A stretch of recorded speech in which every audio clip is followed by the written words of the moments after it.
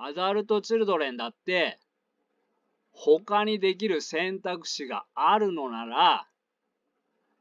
より愛される、より好かれる、より楽しめる言動を選択したいのです。でもそれができなくてこうなってしまっているということを考えると、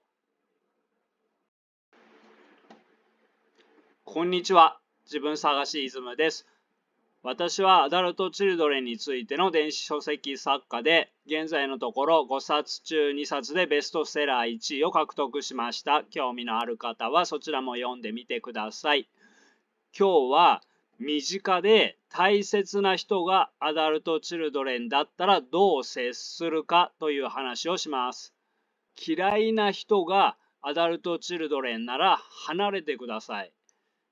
仕事関係などで離れられない人がアダルト・チルドレンなら、ビジネスライクで仕事上の話だけして感情的には深く関わらないようにしてください。このように好きではない人がアダルト・チルドレンの場合は、物理的に離れるか心理的に離れてください。今日取り上げるのは、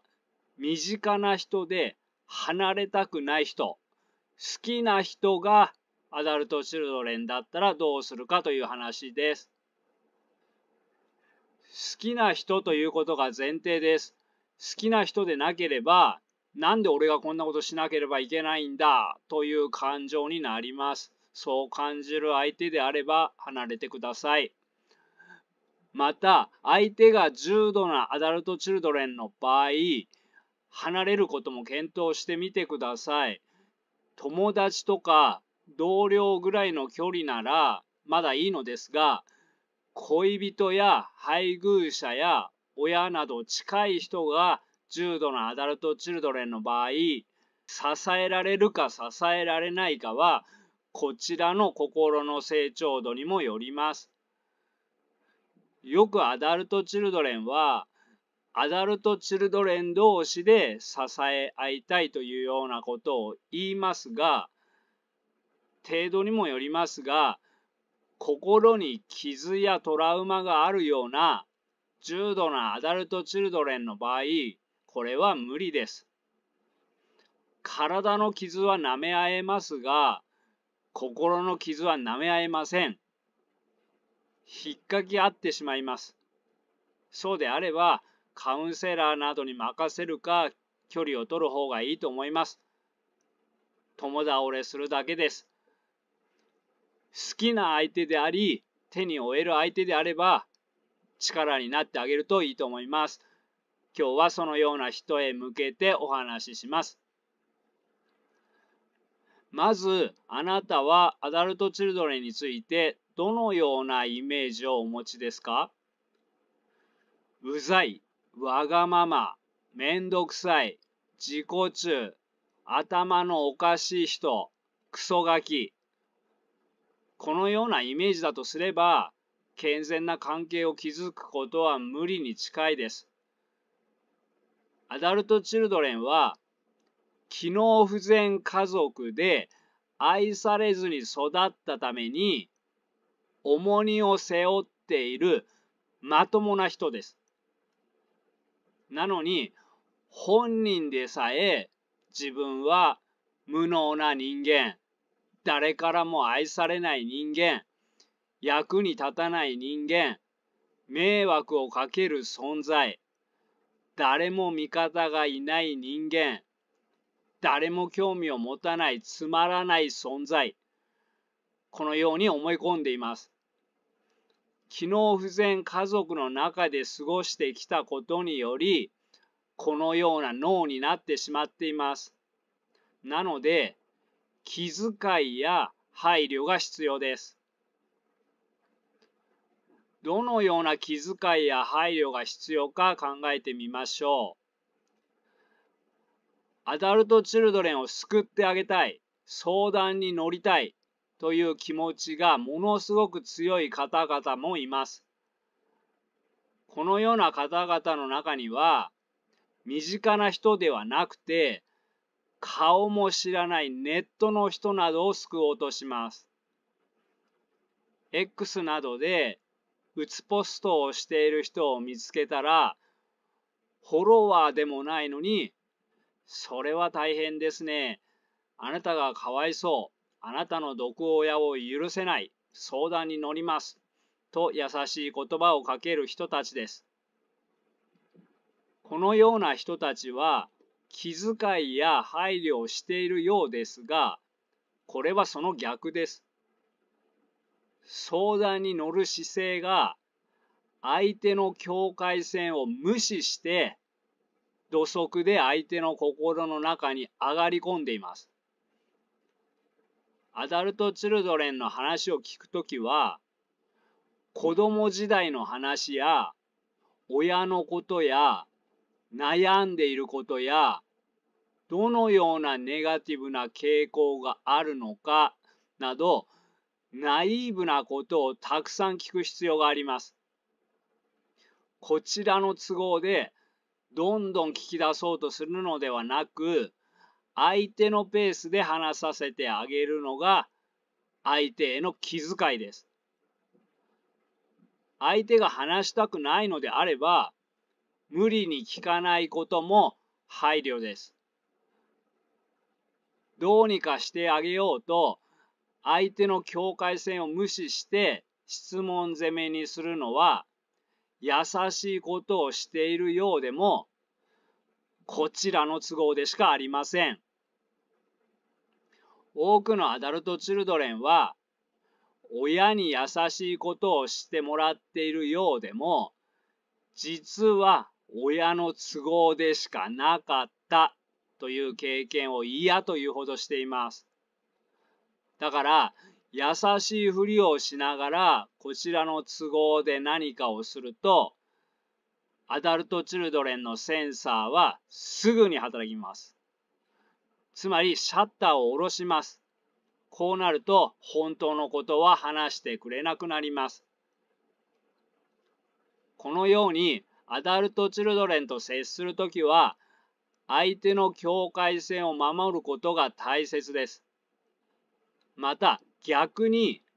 自分の境界線を守ることも大切です。アダルト・チルドレンは、心が成長していないので、ものすごく甘えています。ああしてこうしてがものすごく強いです。そして、親との間で境界線を学べていないので、チャンスがあると境界線を越えて、ああしてこうしてと入り込んできます。要求していいこととダメなこと、要求していい相手とダメな相手などがわからないのです。そして心が成長していない人はお試し行動をする人もいますが、お試し行動をすると自分の欲求を全部満たしてもらえるということになると、どんどんエスカレートしていきます。どこまでも甘えます。キリがないです。自分が気分よく受け入れられることは受け入れてあげる必要はありますが、気分悪くなるのであれば、それはダメとはっきり伝えましょう。これ以上はダメとはっきり伝えることは、突き放すことが目的ではなくて、相手を気分よく受け入れ続けるための線引きです。境界線を設定したら、次に考えるべきことは、アダルト・チルドレンには、ただ優しくすればいいというわけではないということです。こちらが優しくしても、アダルト・チルドレンには伝わらないことが多いです。アダルト・チルドレンは自分の歪んだフィルターを通して解釈することが非常に多いです。こちらが心から優しくしても、どうせ裏がある。心にもないことを言っている。などと受け取られてしまうことも多いです。また、アダルトチルドレンは、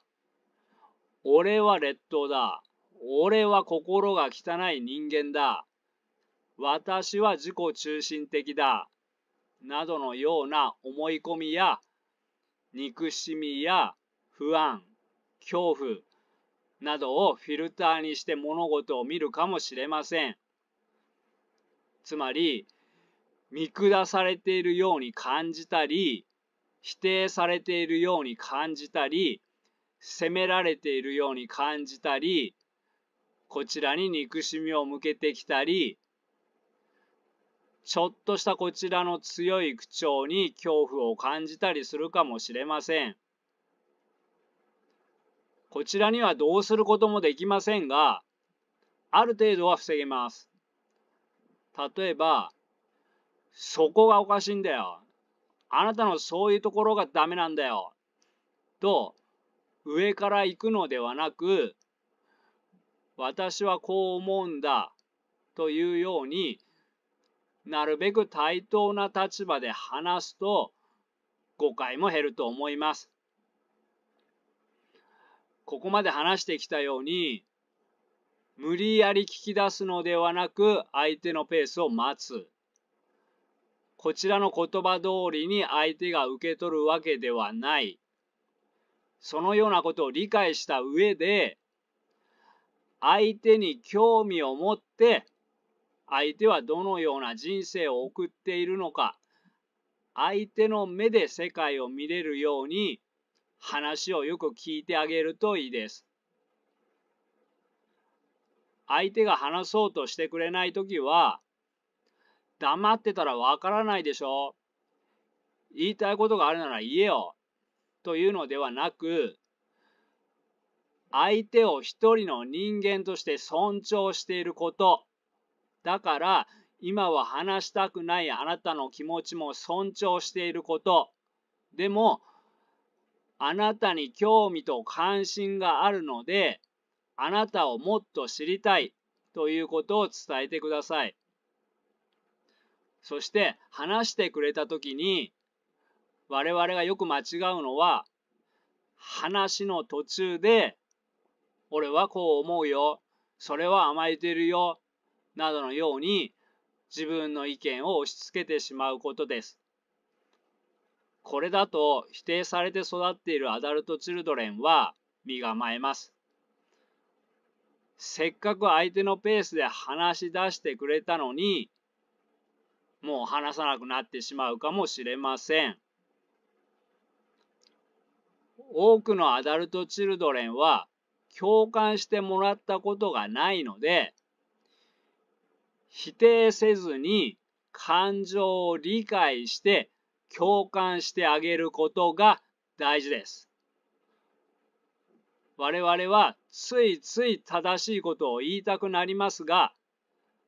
アダルトチルドレンは小さい頃から心を無視されて正しいことを言われ続けている人が多いです。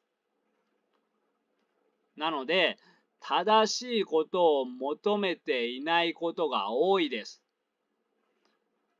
これについて教えてと聞かれたら、正しいことを答えればいいですが、聞かれてもないのに正しいことを言うのは嫌がられることがあります。例えば、同僚たちが俺にばかり仕事を押し付ける。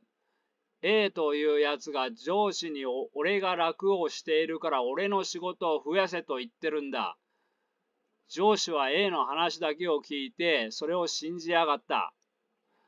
上司は A の言いなりになってのが許せない。こんな会社辞めてやる。こういう話をしてきたとします。途中で口を挟んで、じゃあ上司にこれ以上できないと話せばいいじゃない。A に楽をしていないことを伝えればいいじゃないのように、正しい答えは求めていないんです。そう言ったとしても、大抵、上司はああでこうで聞いてくれない。A はああでこうで無理だとなります。ならこうすればとまた正しいことを言えば、それはああでこうでできないとなります。相手が必要としているとき以外は正しいことを言っても無意味です。それなら正しいことを言うより、それは無能な上司だね。そんな人の下で働いていたらいろいろ大変でしょう。A はひどいやつだな。性格が悪いんだろうね。と、心の傷の手当てをしてあげたり、怒りや憎しみを発散させてあげるお手伝いをしましょう。アダルトチルドレンは、認知の歪みや感情の抑圧などで揉め事を処理するのが苦手です。本来は問題にならないようなことを問題にしてしまうことも多いです。このような本来問題にならないようなことは、気持ちを理解してあげて、共感してあげて、関心を持って話を聞いてあげると、それだけで元気になることも多いです。話を聞いてあげるだけでアダルトチルドレンを助けられるとは思えないというかもしれませんが、多くのアダルトチルドレンは気持ちを理解されたことも共感してもらったことも関心を持って話を聞いてもらったこともないんです。それらの体験を得ることはものすごい財産になります。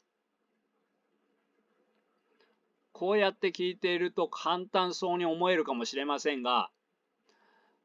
アダルトチルドレンは心が成長していないのでわがままです。